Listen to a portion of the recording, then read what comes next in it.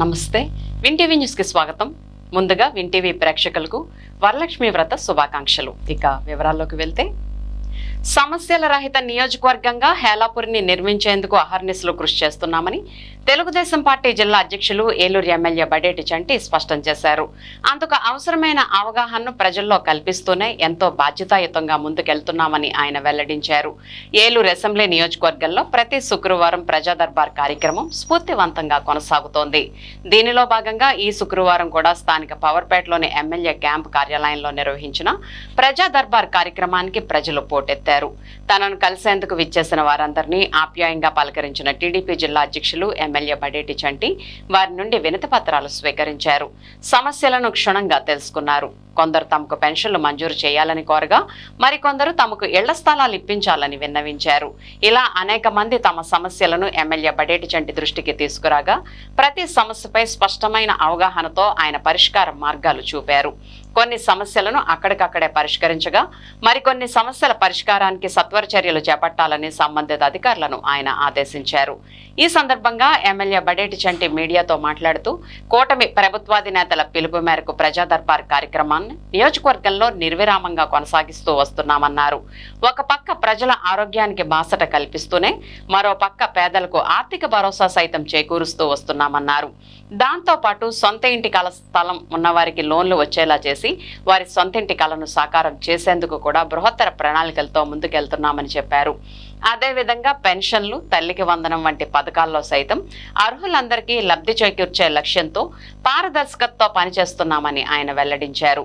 ఆదర్శవంతమైన నియోజకవర్గంగా ఏలూరుని నిలపడమే జయంగా ముందుకెళ్తున్నామని ఎమ్మెల్యే చంటి ఈ సందర్భంగా స్పష్టం చేశారు. కార్యక్రమంలో ఇడా చైర్మన్ పెద్దబోయిన శివప్రసాద్, టీడీపీ నగర కార్యదర్శి రెడ్డి నాగరాజు, పార్టీ నాయకులు బెల్లంకొండ కిషోర్, లంకపల్లి మాణిక్యాలరావు తదితరులు పాల్గొన్నారు. రాష్ట్ర వ్యాప్తంగా ప్రతి శుక్రవారం కూడా ఏదైతే ప్రజా దర్బార్ నిర్వహిస్తున్నారో అందులో భాగంగానే మరి ఏలూరు నియోజకవర్గంలో కూడా ఈ శుక్రవారం కూడా మరి నిర్వహించడం జరిగింది.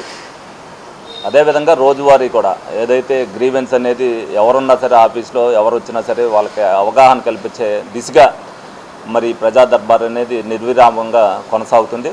దానిలో భాగంగానే మరి ప్రజలందరికీ కూడా అవగాహన కల్పించాలనేది గౌరవ ముఖ్యమంత్రి చంద్రబాబు నాయుడు గారు ఏదైతే ప్రజలకు ఉపయోగపడే కార్యక్రమాలు ఏయన్నా చెయ్యాలి అని అనుకుంటే ప్రజలు ఏ సమస్య పట్ల వస్తున్నారు గ్రీవెన్స్కి అనేది మీరందరూ కూడా ఆలోచించి ఆ నిర్ణయం తీసుకోవాలని చెప్పారు. వాళ్ళు వచ్చే వాళ్ళకు ఫైనాన్షియల్గా కొన్ని ఇబ్బందులు ఉంటాయి, నాన్ ఫైనాన్షియల్ ఉంటాయి. వాళ్ళకి సంబంధించి కొంతమందికి సర్టిఫికెట్లు పెట్టుకోవాలనేది కూడా డిజేబుల్డ్ పర్సన్స్ ఎవరైతే ఉన్నారో వాళ్ళకి తెలియని పరిస్థితిలో కూడా ఉంటుంది. ఎప్పుడు స్లాట్ ఓపెన్ అవుద్దని కూడా తెలియని వాళ్ళకు కూడా అవగాహన కల్పించడం వల్ల వాళ్ళు కూడా పెట్టుకుని వాళ్ళ అనేక మంది పెన్షన్కి అర్హత పొందున్నారు. రేపు కొత్త పెన్షన్లు వచ్చేటప్పుడు వాళ్ళకు కూడా రావటం జరుగుతుంది. అదేవిధంగా చాలామందికి అసలు ఆరోగ్యపరంగా ఇబ్బంది వస్తే ప్రైవేట్ హాస్పిటల్లో చేసుకుంటే మరి సీఎంఆర్ఎఫ్ నుంచి డబ్బులు వస్తాయని కూడా వాళ్ళకి తెలియని సందర్భాల్లో వాళ్ళు వచ్చి ప్రతి ఒక్కరు కూడా ఏలూరు నియోజకవర్గంలో సీఎంఆర్ఎఫ్ పెట్టుకోవచ్చు అనేది ప్రతి ఒక్కరికి తెలిసిందంటే దానికి కారణం ప్రజా దర్బార్ వల్ల అనేది మరి ప్రజలందరూ కూడా తెలుసుకోవాల్సిన అవసరం ఎంతైనా ఉంది. అదేవిధంగా మేము ఏదైతే పాదయాత్ర అప్పుడు తిరుగుతామో అదేవిధంగా మా నాయకులు తిరిగినప్పుడు హౌసింగ్కి సంబంధించి కొంతమంది లోన్స్ పెట్టుకోవడం కూడా, ఎందుకంటే రమారమి 1400 మందికి already central government, state government ఇద్దరు కలయికతో ఏదైతే 1400 మందికి లోన్లు వచ్చినాయో ఇంకా కొంతమంది ఏదైతే సొంత స్థలం ఉండి లోన్లు పెట్టుకోవాలని కూడా తెలియడానికి మొన్న ఏదైతే ప్రజా యాత్ర చేశామో దాంట్లో చాలామందికి తెలిసింది.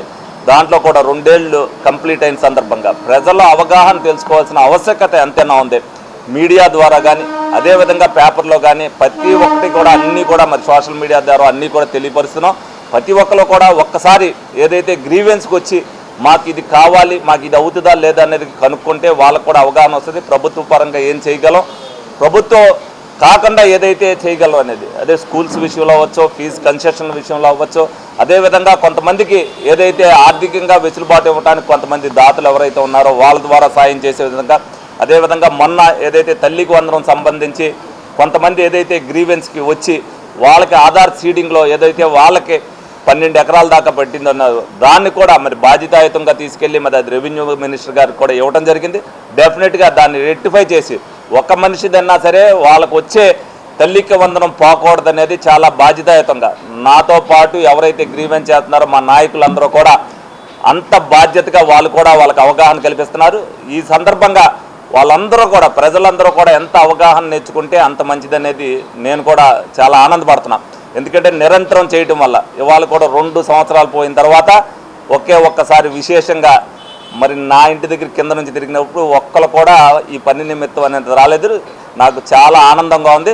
ఏలూరు ప్రజలు సమస్యలు లేని ఏలూరుగా ఉండాలని నేను కోరుకుంటున్నా తప్పనిసరిగా. ఎందుకంటే మెయిన్ సమస్యలు అంటే ఆ సమస్యలు అనేది చిన్న సమస్యలు ఉంటాయి, కానీ ముఖ్యంగా ఎమర్జెన్సీ సమస్యలు లేని పరిస్థితి వచ్చినందుకు నేను కూడా ఆనందపడుతున్నాను. ఈ సందర్భంగా మరి కూటమి ప్రభుత్వం వచ్చిన తర్వాత ప్రజలకి ఏ విధంగా మేలు జరుగుతుందనేది, ప్రజలకి ఏ విధంగా అవగాహన కల్పిస్తున్నారు అనేది మా నాయకులందరూ కూడా ఏలూరుని ఒక ఆదర్శవంతమైన ప్రజా దర్బార్ నియోజకవర్గంగా తీర్చిదిద్దాలని చెప్పి మనస్ఫూర్తిగా మేమందరం కూడా కోరుకోవడం జరుగుతుంది.